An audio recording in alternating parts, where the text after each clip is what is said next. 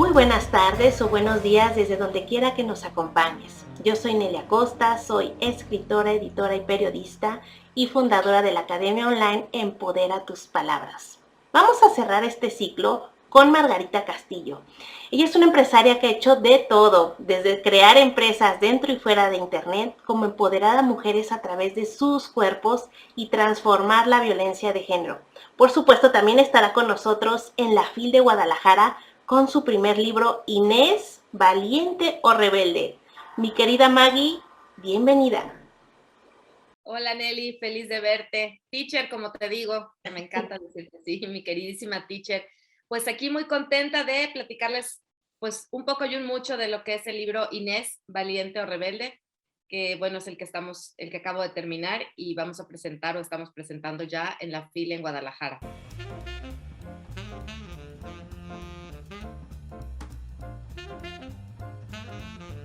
Claro que sí. Bueno, primero soy orgullosa yucateca, por si me notan el acento. Eh, crecí en Mérida, estudié en una escuela de monjas toda mi vida ahí y soy química farmacobióloga y después estudié algunas otras cosas más y me he dedicado durante los últimos años al coaching de mujeres. Y me he encontrado con muchísimas historias de mujeres que están viviendo situaciones que no son novedosas, pero que de las que hoy sí se habla y antes no se hablaba. Y esto ha despertado en mí una curiosidad y una necesidad de dar a conocer esto de lo que nadie habla y que hasta cierto punto se ha vuelto normal, ¿no? ¿Y por qué me despierta esa curiosidad? Porque empiezo a ver marchas de mujeres por todos lados. Antes de que empezara la pandemia, esa muy famosa del 8 de marzo, empiezo a ver que más y más mujeres hablan de la violencia digital. Me inspira mucho Olimpia Coral, que es una mujer que logró que se hiciera una ley porque un novio de ella publicó unas fotos en redes sociales. Entonces creo que es momento de ir hablando de las cosas que que viven las mujeres de hoy y que vivieron nuestras mamás, nuestras abuelas y todas las mujeres de nuestro linaje considerado como normal. Creo que es momento de dejar de normalizar la violencia, de dejar de hacer creer que todo lo que pasa es común y te tienes que aguantar y así te toca y hay que hablar. Y creo que mientras más hablemos, pues más podemos ir cambiando esto. Y pues la idea de hacer el libro es llegar a jóvenes, es para todo tipo de mujeres, llegar a jóvenes, adolescentes que puedan ir detectando señales de violencia a través de una historia, una novela, pues que es como tal una novela que te pica, que no es aburrida, que te deja entretenida y que te causa curiosidad de saber qué sigue pasando. Y a través de esto ir detectando las señales de violencia que pueden ocurrir para las mamás de jovencitas que muchas veces están viviendo y repitiendo patrones de abuelas y bisabuelas, donde tratamos de que nos veamos bien, de, por ejemplo, decirle a las hijas, si no haces esto, nadie se va a casar contigo, si no quedas bien, nadie te va a buscar. Y eso es parte de lo que estamos acostumbradas a escuchar en nuestro linaje y ni siquiera hemos cuestionado ni un poquito. Entonces, cuando nos empezamos a cuestionar todas esas cosas a través del libro que ayuda a eso, pues ayuda mucho también a que las mamás de jovencitas puedan entenderlas y puedan ir cuestionando esas historias que como mamás también traemos todas las que somos mamás. Te cuento algo curioso que pues yo pensé mucho el libro hacerlo para mujeres con toda esta idea. Sin embargo, se lo di a leer a un autor que es alguien a quien admiro mucho, Alejandro Hernández, y se sintió muy tocado por el libro. Me dijo que como hombre había sido un libro que le había tocado el alma y que le había hecho ver las cosas de una forma muy diferente. Y eso para mí es algo bien importante porque creo que a partir de ahí se lo he dado a leer a otros hombres y les ha llegado mucho el poder entender lo que una mujer piensa o siente. Entonces, creo que es un libro que no solo es para mujeres, es para todas las personas que quieren cambiar un poquito pues su manera de pensar y bueno, quieren pasar un buen rato leyendo un libro. El libro está hecho en dos partes.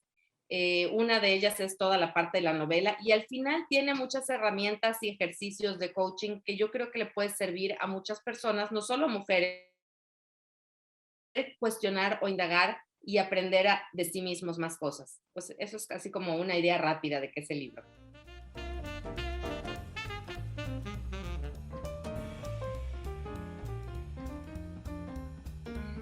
Hablo de todo el tipo de violencia que viven las mujeres hoy. Violencia es, por ejemplo, el que una mujer se dedique y dé todo para los demás y no se dé un tiempo suficiente para dormir, que no descanse lo suficiente para dar y dar y dar a los demás. Creo que eso es una autoviolencia y nunca priorizamos nuestro tiempo de descanso. Eso es violencia. Hay que dar más, hay que hacer más. Y muchas veces las partes religiosas nos enseñan que hay que dar hasta que duela. Y yo estoy de acuerdo, pero siempre primero a uno. Entonces, el que la mujer se deje de ver a sí misma para darle a los demás por cultura es autoviolencia. Por ejemplo, un caso de alguien que me decía, una adolescente, me decía, estoy haciendo funciones de mamá en mi casa con mis hermanos y ya llegué a un punto en el que no he entrado a mis clases por ir a comprar el súper o llevar a uno de mis hermanos al doctor. Y me di cuenta que eso es autoviolencia.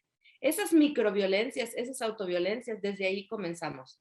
Las otras son la violencia económica, que es cuando una mujer no le dan el dinero que merece, ya sea en un trabajo, por ejemplo, cuando ganan menos que un hombre, en una relación de pareja, cuando la mujer depende económicamente del hombre, en el que solamente le da para todo lo demás y ella no la reconoce. La violencia implica, por ejemplo, el dejarle de hablar a alguien. La ley del hielo es violencia. Y muchas veces muchas mujeres dicen, me dejó de hablar mi pareja. Y bueno, es normal, ya se le va a pasar. No, no es normal. Dejar de hablar es ley del hielo. Y hay otras situaciones como el love bombing, el gaslighting y situaciones que llegan a puntos en el que hacen que una mujer por algún momento empiece a dudar de su sanidad mental. ¿Esto qué es? Hay hombres, por ejemplo, que te hacen sentir la mujer más maravillosa del mundo, te dan flores, te dan regalos, te atienden y de repente de un día para otro te dejan de prestar atención y entonces la mujer empieza a pensar, ¿qué hice mal? Ya no soy suficiente, tengo que hacer más cosas para poder satisfacer y poder llenar a mi pareja. Y entonces en ese momento él empieza a tratarla mal y mal y ella empieza a sentirse que es menos. Y así va pasando hasta que entonces vuelve a lograr esa situación de amor y dice, ah, ya hice lo suficiente, ya merecí. Pero cuando esto es un sube y baja, llega un momento en el que genera una sensación de adicción en la mujer, en el que quiere seguir tratando de lograr merecer ese amor ilusorio que vivió en algún momento. Y entonces dice, cada vez se siente menos suficiente y eso va bajando la autoestima de la mujer. Y eso es una violencia muy silenciosa que nadie conoce, que nadie nombra y que cuando las mujeres se ven envueltas en ella ni siquiera la pueden identificar hasta que empiezan a conocer el término y dicen, oh, esto me está pasando. ¿Y cómo llegué a este punto? ¿Y ahora cómo me recupero? Y el libro no trata tanto de la historia, sino el cómo te recuperas, cómo te reencuentras, cómo una mujer que vive todas estas cosas empieza a darse cuenta y empieza a salir de ello. Y eso es lo valioso del libro, que puede servir de mucha inspiración a mujeres que en algún momento piensan que tienen una vida increíble, como la protagonista, que todo el mundo la admira, que se vuelve madrina de un montón de niños porque todos los amigos y la gente que los conocen consideran que eran una familia perfecta, pero nadie veía lo que pasaba adentro, ¿no? Entonces eso es lo rico del libro, el que una mujer se dé cuenta que está viviendo una situación que para ella era maravillosa y empieza a aterrizar y decir, ¿por qué mi vida es maravillosa para todo mundo y yo me siento infeliz? ¿Qué pasa? ¿Qué vacío hay aquí? Y entonces ella empieza a buscar y encontrar que todo lo que parecía maravilloso la hacía infeliz. Y entonces ella se sentía culpable por ser infeliz y no disfrutar esa vida, cuando realmente empieza a encontrar que estaba con un problema de autoestima en el piso porque estaba viviendo situaciones de violencia que en ningún momento había identificado. Y lo más importante, la parte más trascendental del libro es cómo ella se va reencontrando y va logrando salir de esta situación y empoderándose y volviéndose una mujer fuerte que pueda dejarle un ejemplo a las mujeres que sigan en su linaje de no dejarse.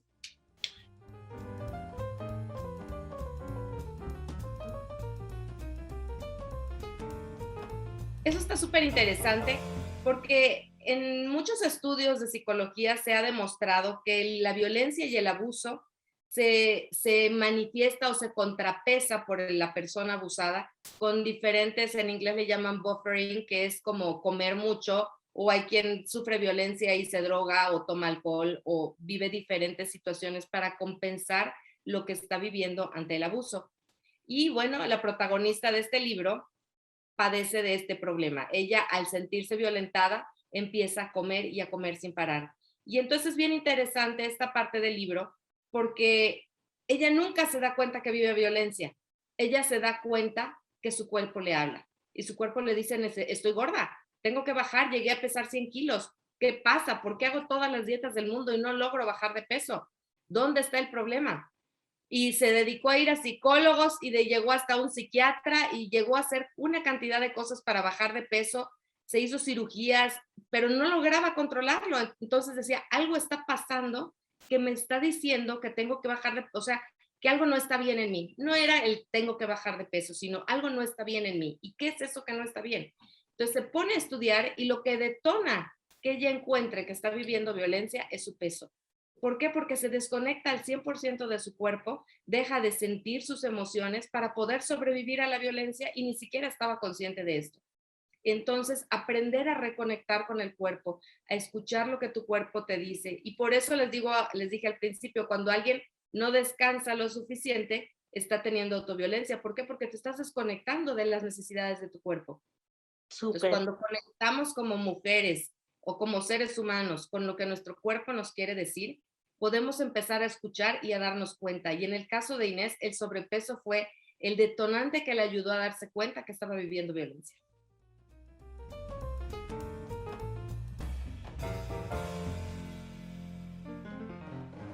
Un pequeño capítulo, les cuento un poco, el libro es una novela que está como en una historia, es una historia de Inés, y llega a una parte en la que ella empieza a reflexionar y en esa parte empieza a escribirle cartas a su abuelita.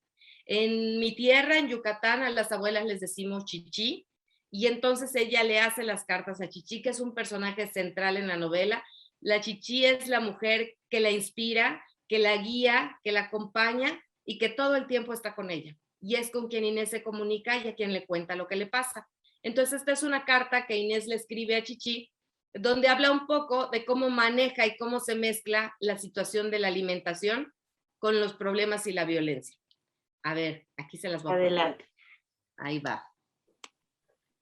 Vamos a encontrarlo por aquí. El libro empieza, 2004. Estoy quedando loca. 62 kilos. Chichi, parece tan repetitivo, pero estoy en la camioneta, estacionada, bajo la sombra de un gran árbol con el coche prendido, música y el aire acondicionado a todo lo que da. Me acabo de comer una hamburguesa con papas y refresco y no sé qué haré para esconder la basura. No sé si tirarla en la calle o bajar al depósito de basura de una casa en mi camino, para que Fer no vea que me comí eso. Pero al final, ese ratito sola, sin ruido, sin agobios, sola en silencio, gozando del consuelo de comer algo rico, me hace volver a sentir paz. Me quiere volver loca. Lo está logrando. Me avisó que llegaba a comer a las 3 de la tarde y cuando lo llamé a las 4:30, cansada de esperar, me dijo que tenía un paciente imprevisto y no llegaría. Cuando lo hizo, estaba enojado conmigo y dejó en el baño una nota de Sanborns de comida para 2 personas de hoy, de la hora que yo lo estuve esperando. Cuando salí con la nota para reclamarle por mentiroso, la rompió, la tiró por la ventana y me dijo que no era cierto.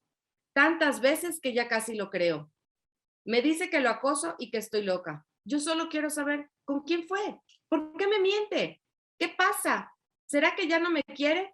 ¡Ya flaqué!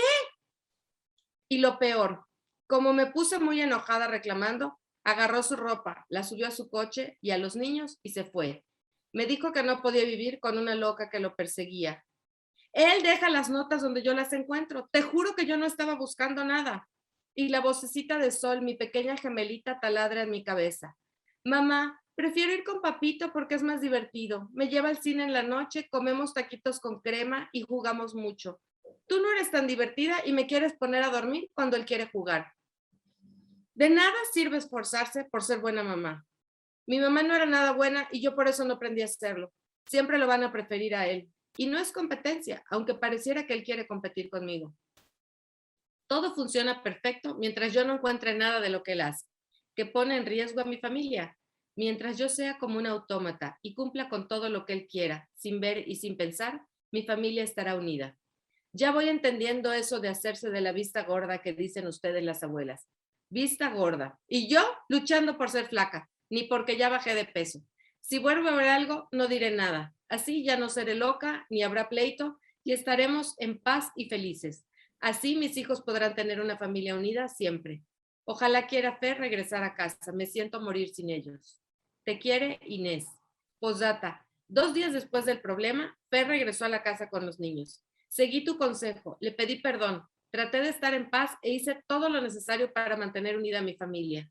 También recé mucho para que la familia permanezca unida. Funcionó. Gracias, Chichi. Postdata 2. Cuando Fer está en la casa, todo funciona bien. Todos son besos, abrazos y los niños viven felices. Postdata 3. Lo único malo fue que me tocó planchar toda la ropa que se llevó a pasear y dejó en su coche chocada. Cada vez que se va de la casa, se lleva toda su ropa en el coche. Mi castigo es plancharla después. Pero bueno, lo hago feliz porque mis hijos seguirán teniendo una familia como debe ser.